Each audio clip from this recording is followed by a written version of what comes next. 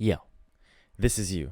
You're enjoying your life playing video games in Japanese on the Switch, or reading some manga, or doing whatever you love to do in Japanese. You find this word you don't know. Uh-oh. How do you even begin to look this up? Thankfully, there are lots of good ways to look up kanji you don't know. There's also lots of ways that'll leave you with a headache. Personally, I use all of the methods I'm about to show you. And I think using these methods based on what you're looking up and how you feel is a good idea. Some of these methods are really good for beginners, and some of them maybe you would want to have been studying for a little bit longer. Here's probably the easiest method I use when I'm like reading manga or reading a light novel or studying with the Switch. If you're studying with the Switch, link in the description, there's a video that I have recommendations for. Google Camera. You just mess with a few settings and take a picture.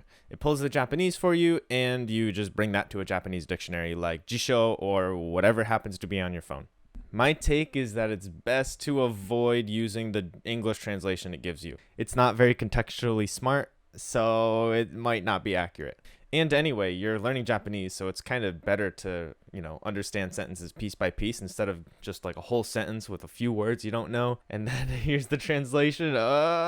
So once you take the picture, set your camera from Nihongo to Nihongo instead of like to English, and then copy and paste whatever text you need from that. Something to note is Apple just came out with an update pretty recently that also allows you to do this, and I tested it. It seems to work pretty well, but when I tried it on Mushishi, it didn't grab the vertical text very well.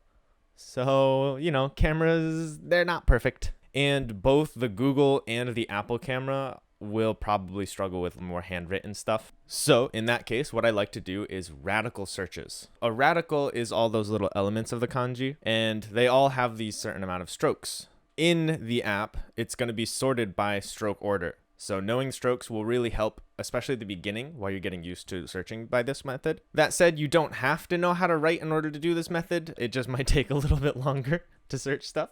Side note, if writing is something you want to practice, I recommend doing like a journal and just write a few sentences about your day and then handwrite them and look up how to write each specific kanji that you're trying to say.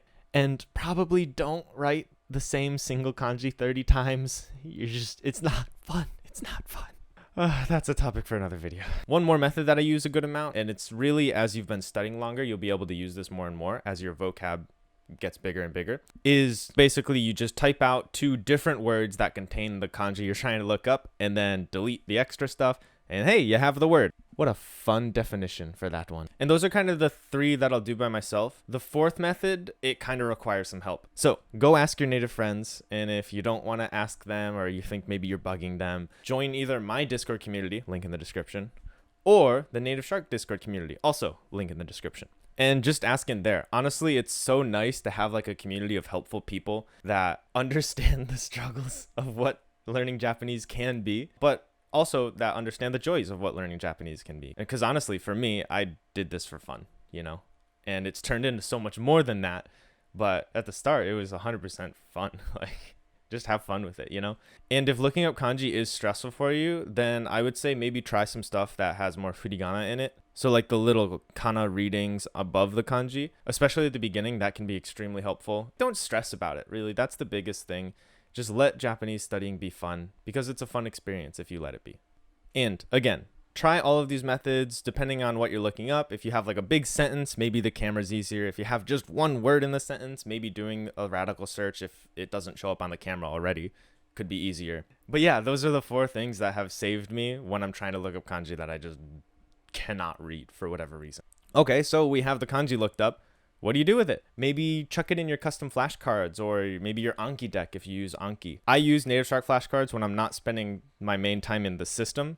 I've kind of avalanched a little bit. I've been a bit busy. But it's super good to just have something to review so you can remember that word in the future. The thing about the Native Shark custom flashcards is the greater system that surrounds it, which is just so nice for learning natural Japanese that you're going to see in all these video games and manga that you're reading. And the first 50 people to sign up with my link in the description and buy a yearly sub get $60 off of that yearly sub. In other words, you get the price of the first Switch game you study with in Japanese off. And if you want some recommendations of what game to buy and how to study with the Switch, go check out my other video in the description. All right, wrapping up. We looked at a few methods here. First off, we have the Google camera or the Apple camera. I still use the Google camera personally. Some people use the Apple camera. They say it works pretty great, but when I tried to use it, I struggled with vertical text. We also have the radical search, so looking up per little element that you see. We have using 2 words you do know contain that kanji, which can be a little bit tougher, especially at the start. And the last one, ask for help. It's okay to ask for help. Join my community, join the Native Shark community. It's full of helpful people. We can help you out. And again, I recommend using all of these methods depending on where you are and depending on what you're looking up. So good luck out there. Don't let kanji stress you out too much. In a few months, you're going to be looking back and like, wow, I used to not be able to read that word. So don't worry, you'll be fine. And I'll be making more videos about studying and dealing with kanji. So if you're interested in that, go ahead, click that subscribe button, and I will see you in the next one.